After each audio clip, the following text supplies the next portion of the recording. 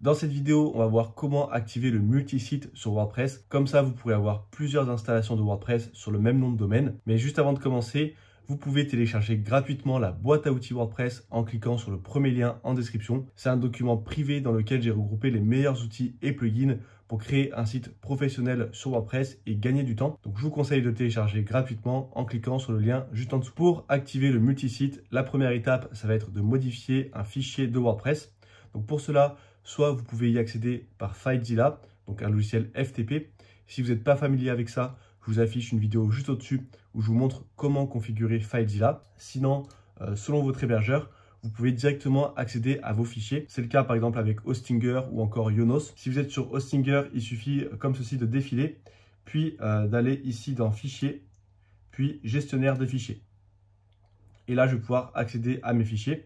Et je vais vous montrer comment ça fonctionne sur Yonos. Sur Yonos, vous devez aller ici dans le menu Hébergement. Et une fois que vous y êtes, vous allez avoir un onglet ici Espace Web.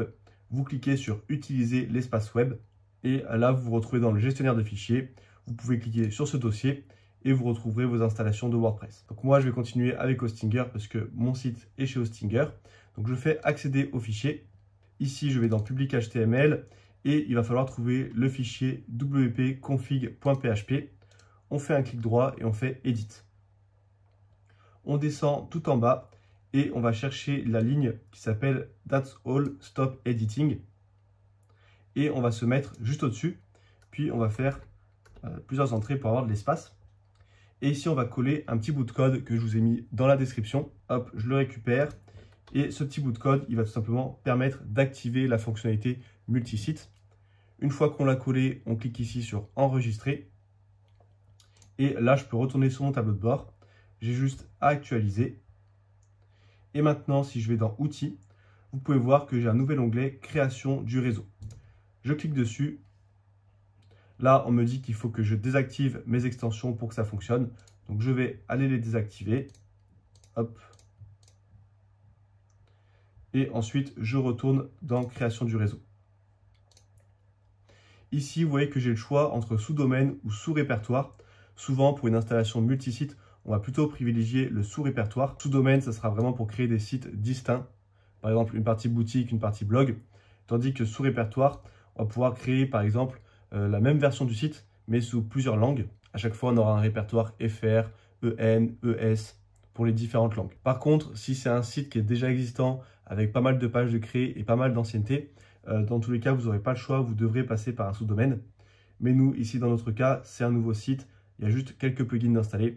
Donc, je vais cocher sous-répertoire. Là, je vais le nommer Réseau Easy WordPress, par exemple. Puis, je fais Installer. Une fois que c'est fait, on a encore des modifications de code à faire. On a ce petit code à mettre dans le fichier wp-config. Donc, je retourne dessus. Là, je retourne à la ligne. Je le colle et je fais Enregistrer. Je clique sur la petite croix et on va aller chercher le fichier htaccess. Je fais clic droit, Edit. Ici, hop, j'ai du code à copier aussi. Donc, je le prends. Et là, attention, ce code, il doit remplacer l'ancien code. Ce n'est pas du nouveau code qu'on va ajouter. Donc, on se met sur la ligne rewrite rule index.php. Hop, je sélectionne jusqu'à rewrite engine on. Et là, je colle l'autre code pour le remplacer. Ensuite, je fais enregistrer. Puis ici, je peux actualiser. Là, ça m'a déconnecté, c'est normal. Donc, je vais me reconnecter à mon compte. Et maintenant, j'ai le multisite qui est activé.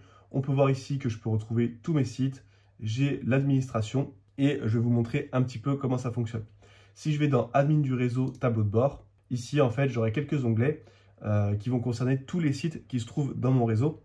Donc, si je vais dans Compte, j'aurai tous les comptes. Pareil, si je vais dans Extension. Là, si j'active une extension, par exemple Océan Extra, vous voyez que c'est marqué activé sur le réseau. Et du coup, ça va automatiquement l'activer sur tous les sites que j'aurai. Donc là, pour l'instant, j'ai un seul site.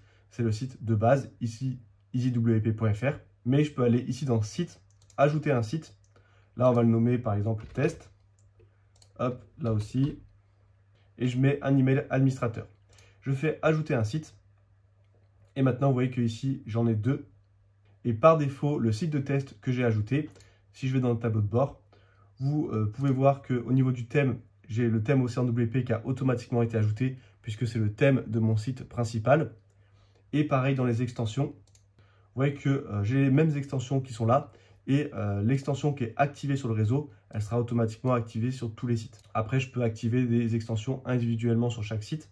Mais le but d'une installation comme celle-ci, c'est d'avoir des sites très similaires avec à peu près les mêmes thèmes, les mêmes plugins, les mêmes fonctionnalités, puisque vous pouvez voir qu'il y a tout qui est un peu regroupé. Si vous voulez vraiment des sites différents, là, il va falloir faire différentes installations de WordPress, par exemple sur des sous-domaines ou sur des domaines différents. Et du coup, là, je peux très facilement gérer soit mes sites individuellement, soit aller sur mon réseau et gérer mon site au niveau du réseau. J'ai créé un document privé qui regroupe les meilleurs outils et plugins pour créer un site professionnel sur WordPress et gagner du temps. Ce document, vous pouvez l'obtenir gratuitement en cliquant sur le bouton juste en dessous. Et si vous souhaitez développer vos compétences sur WordPress, abonnez-vous à cette chaîne pour louper aucun tuto.